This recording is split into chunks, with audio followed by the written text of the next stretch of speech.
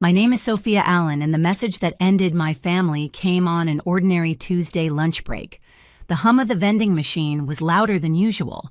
My phone buzzed once Dad's name on the screen, and then the words that hollowed me out. "We're cutting all ties. Don't come around ever again." Before I could blink, my sister reacted with a heart. Just a heart, the kind people use for cute puppies, not disowning someone. I stared at it, then typed one line back, "I'll pull my name from all loans tomorrow." By midnight, the family chat was burning. I used to believe family meant safety. That belief carried me through years of cleaning up other people's messes, of turning panic into payment plans. My father ran a small construction business that was always one contract away from success. My mother, Helen, had a talent for turning guilt into currency. Soft voice, trembling hands.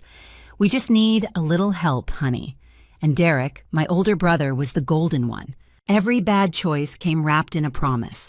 Just until next month. I was the steady one, the problem solver, the human credit card. When I was 24, they asked me to co-sign a small business loan. "It's just paperwork," Dad said. "You won't even notice." I signed. Then came another loan for the truck, then the line of credit for home repairs. The word temporary became our family anthem.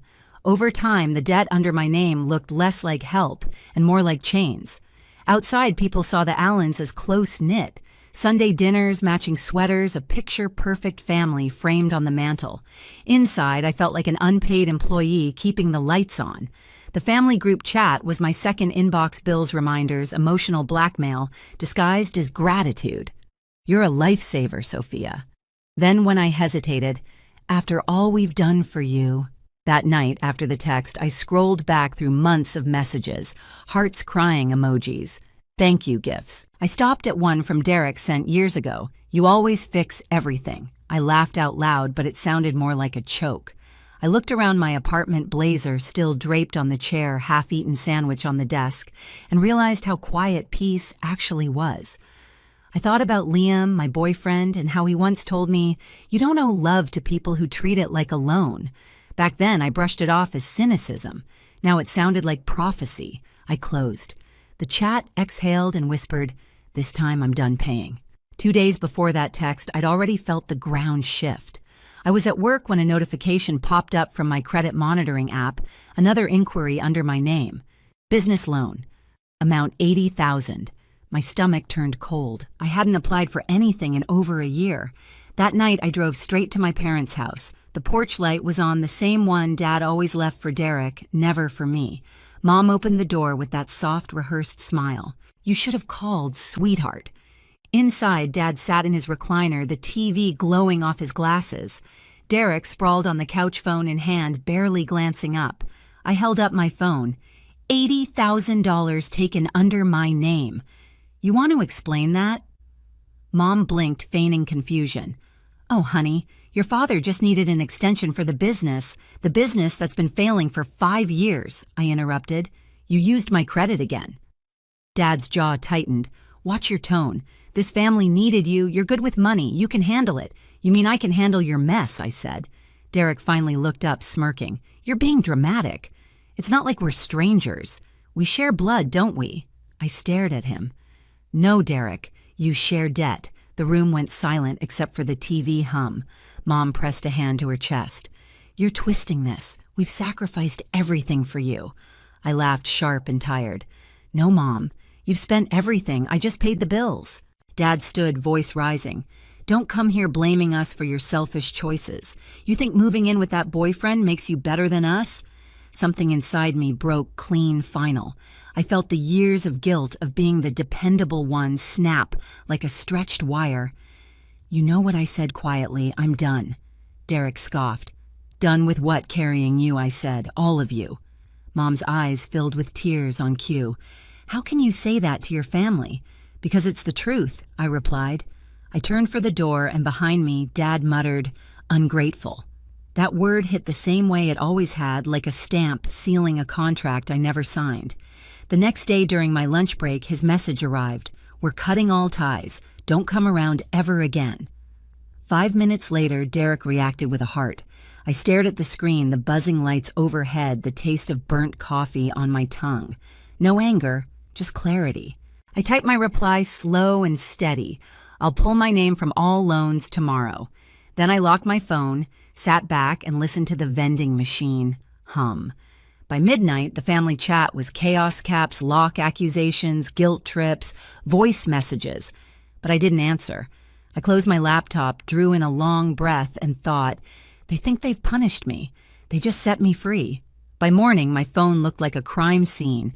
Dozens of missed calls, texts in all caps, voicemails from every family member. The group chat was still exploding. Mom, you're tearing this family apart. Dad, you'll regret this. Derek, hope your boyfriend knows he's next on your list. I didn't open a single one. Instead, I brewed coffee, sat at my kitchen table, and opened my laptop. The glow of the screen felt like a shield. I typed an email to my bank. I'd like to begin the process of removing myself as co-signer on all active family accounts. Then another to the insurance company, another to the credit bureau. My fingers moved steady, mechanical. Every click was a reclaiming, every form a quiet act of defiance. The printer started humming behind me. Page after page slid out loan contracts, statements, credit histories. I highlighted my signature lines in yellow, organized everything into folders. The air smelled like hot paper and ink, like something being purified. At work, Nora peeked over the cubicle wall. Rough day, I smiled thinly. Just fixing some paperwork. She tilted her head. You look calmer than I've ever seen you. Yeah, I said. I think I finally stopped drowning. That evening, Liam found me cross-legged on the floor, surrounded by folders. He crouched beside me, reading the titles, Loan Release Cosigner Removal Account Closure. They'll hate you for this, he said softly. They already do, I replied. He touched my hand. You don't have to do it alone. I know I said, but I need to be the one to end it. The next day, I met with a loan officer at the downtown bank. His office was quiet, the air conditioning whispering. I slid the folder across his desk. I'd like to remove myself from every loan under the Allen family business and personal accounts, I said. He skimmed the papers, brows lifting. That's quite a list. I know. It may take a few days. The process isn't simple. I've done harder things, I told him. He studied me for a long moment. You sure about this? Families can ruin you too, I said. The sound of his stamp echoed in the small room like a gavel. For a second, I closed my eyes and just listened. It didn't sound like loss. It sounded like freedom. That night, I drove home through steady rain. The windshield wipers kept rhythm with my pulse. My phone buzzed in the passenger seat, Mom again, then Dad, then Derek. I turned the phone face down and let it ring. When I pulled into my parking lot, the city lights reflected off the wet pavement like broken glass. I sat there for a while, engine ticking, thinking about every version of myself that had said yes when she wanted to say no. Inside the apartment smelled like coffee and wet asphalt. I dropped the folders on the counter, poured a glass of water, and felt the smallest flicker of peace. The texts were still coming in, but they no longer sounded like authority. They sounded like panic. And for the first time, I realized chaos was just the sound of them losing control. 3 days later, they stopped pretending to be victims and started showing up. It was Saturday morning. Rain had just broken, leaving the air damp and silver. I'd been on the balcony with a cup of coffee when the buzzer sounded 2 short rings. Liam was still half asleep. I checked the camera feed and froze. My brother Derek stood outside the gate wearing a wrinkled suit jacket like armor. Behind him, our parents hovered. Mom held a folder. Dad's jaw was locked so tight the vein on his temple pulsed. I opened the door only halfway. You shouldn't be here. Derek smiled like a salesman. We just want to talk soft. Don't be dramatic. Dramatic, I repeated. You forged my name on an $80,000 loan. Dad's tone snapped. Watch your mouth. You're still our daughter. Funny I said you didn't sound so sure when you texted me to never come back. Mom stepped forward, voice trembling just enough to sound practiced. Honey, your father was angry. We all were. Families fight. But this, she held up the folder, this isn't how we fix things. Liam appeared beside me, quiet, solid. You need to leave, he said evenly. Dad ignored him, eyes locked on me. You think cutting ties makes you strong? You're destroying us, Sophia. The business is collapsing. We can't refinance without you. My chest tightened, but not from guilt, just from the weight of déjà vu. I'd heard these lines before word for word. Then maybe I said you should have learned to stand without my credit. Derek's calm facade cracked. You think you're better than us? Because you have a job. Because you date someone with money. Liam's voice stayed even.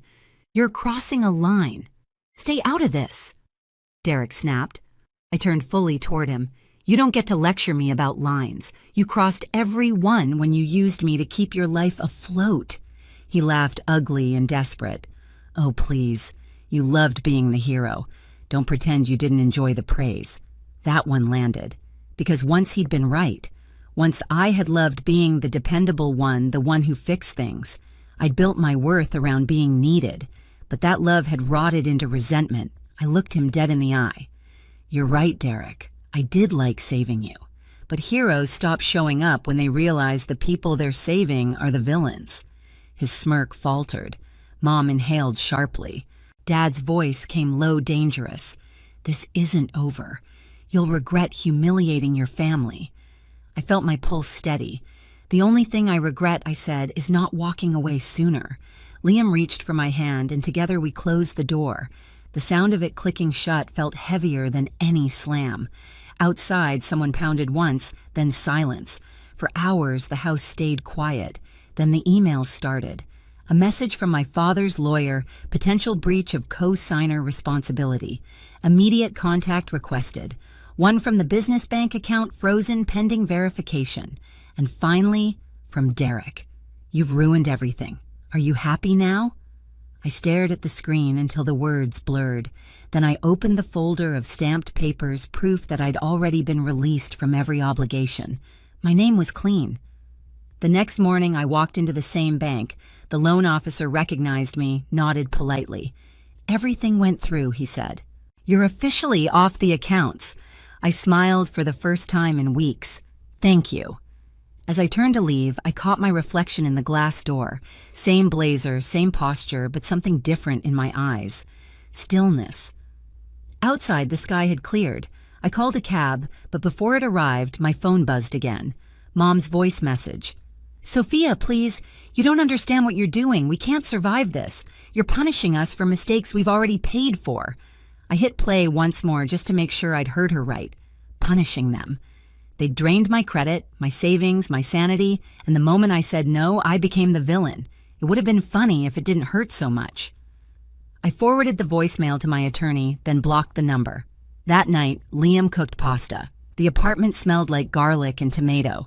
We ate in silence until he asked, "How does it feel?" I took a slow sip of wine, like breathing after years underwater. He smiled softly. "You look lighter." I wanted to believe that. But part of me still waited for the next blow, and it came sooner than I expected. The next afternoon, Nora from work messaged me, "Someone's waiting for you in the lobby." I stepped out of the elevator, heart hammering. Mom was there again, same folder, same trembling hands. "Honey," she said, standing too quickly, "please, sit with me." "I'm at work," I replied. "It'll take a minute." She opened the folder copies of the same documents I'd signed. "We spoke to a lawyer. He said you might still be liable. There are loopholes, but if you cooperate, we can fix it." I stared at her. "You went through my personal files," she hesitated. "We kept copies when you lived at home, just in case." The world tilted. "That's not just invasive," I said. "It's illegal." Her face hardened. "Don't be dramatic, Sophia. You're making this harder than it needs to be." I laughed sharp. "You mean harder than you need it to be?" I stood up. "We're done here." She reached for my arm. "You can't keep doing this. I already did." I walked away. My hands shook as the elevator doors closed, but my voice in my head stayed steady. They can't touch me anymore. That night I changed every password bank email credit. Every door they'd ever had a key to locked. The following week, silence fell. No calls, no messages, even the group chat died. For a while it felt too quiet, like the pause before a storm. Then the storm arrived. An email from a law firm with a name designed to intimidate Miller and Hastings Legal Group. Subject notice of potential financial obligation. I opened it. Vague language, no details, just enough to scare. I smiled. My attorney had already confirmed everything was finalized. They had nothing left. I replied with one line, "There will be no further contact. Send." That night, Liam and I toasted with cheap wine. To the end of chaos, he said. To the beginning of peace, I answered. For the first time, I believed it. But peace doesn't always announce itself quietly. Sometimes it comes disguised as fallout. A week later, a cousin messaged me on social media, "Hey, your mom's worried about you, says you're struggling." Then a woman from our old church texted, "Saw your dad at the store. He said you're unstable. Everyone's praying for you." I laughed, really laughed. The same people who'd branded me ungrateful were now painting me as broken. I blocked them all. That night, lying beside Liam, I realized something. They couldn't hurt me financially anymore, so they were trying to rewrite the story. But even that failed, because the people who mattered knew the truth. I turned toward him and whispered, "They lost their hold." He brushed his thumb over my cheek. "Then stop looking back." I did. The next morning, sunlight filled the room. My phone buzzed with one final message from an unknown number. "We saw you on the company site. Congratulations on your promotion. We're glad you're doing well." No name. But I knew. I deleted it without opening the photo attached. And that's when I felt it fully, the absence of fear. Not anger, not revenge, just peace. Winter turned to early spring before I noticed the quiet had stopped feeling strange. The mornings came soft and slow the way they're supposed to. I'd wake before my alarm brew coffee and listen to the city waking up, no buzzing phone, no knot in my stomach. My paycheck stretched the whole month for once. It felt foreign, almost guilty, to have money that belonged only to me. Weeks later, I heard through a mutual contact, Aunt Lorraine, the family's self-appointed messenger, that the Allens' house was listed for sale, pre-foreclosure. She texted a link like she was passing gossip, not ruin. I clicked it anyway. Photos of empty rooms, peeling wallpaper, and a for sale sign tilted in their front yard filled the screen. I waited for the guilt to hit. It didn't. What I felt instead was something gentler, quieter, a sort of mourning for the person I used to be, the daughter who thought love meant rescuing people who refused to swim. That evening, Liam found me on the couch, laptop still open to the listing. "They're losing the house," I said. He sat beside me, took the laptop from my hands, closed it. "It's not your job to save what they built on your back." I looked at him. "It's just... that house was everything to them, and nothing to you," he said softly. Later that night, as I brushed my teeth, an old memory surfaced, Dad writing, "You keep us together," on a birthday card when I was 16. Back then, it felt like praise. Now it felt like a warning. Glue doesn't last forever. It cracks when it's stretched too thin. A few days later, an email arrived from my mother. Subject line, "Please read." The tone was almost tender. She wrote that Dad's health was failing, that they just needed a little help to get back on their feet. She ended it with, "You're all we have left." For a moment, I almost replied. The old reflex kicked in, the urge to fix, to heal. But I stopped myself. Instead, I opened a new tab and donated the amount she'd asked for to a nonprofit that helped women escape financial abuse. Then I deleted her email. When I told Liam, he smiled. "You didn't destroy them," he said. "You just stopped saving them." I nodded, breathing in the quiet. And that's the only revenge that lasts. The next weekend, we walked through a park lined with blooming trees. The air smelled like rain and lilac. I watched sunlight spill through the branches, and for the first time in years, I wasn't waiting for the next crisis. I wasn't the glue anymore. I was the break. Spring settled in quietly, the way peace does when it stops asking permission. The windows in our new apartment stayed open most days. The smell of coffee and rain mixed with the hum of traffic below. Liam cooked breakfast while I answered work emails from the balcony's sunlight on my hands. It wasn't extravagant, but it was hours paid for with no guilt attached. Sometimes I'd catch myself listening for the sound of my phone, expecting the old chime of crisis. It never came. And that silence, the one that used to scare me, had become proof that I'd finally broken the pattern. One night, as the city lights blinked like soft stars, Liam asked, "Do you ever miss them?" I thought for a long moment. I miss who I tried to be for them, but I don't miss them. He smiled. "Then you're free." I looked out at the skyline and whispered to myself, sometimes peace costs everything you thought was love, but it's worth it. If you've ever had to walk away from the people who kept you small just to feel whole again, you're not alone. Share your story below. And hit subscribe so you don't miss the next story that reminds you sometimes the quietest revenge is finally living well.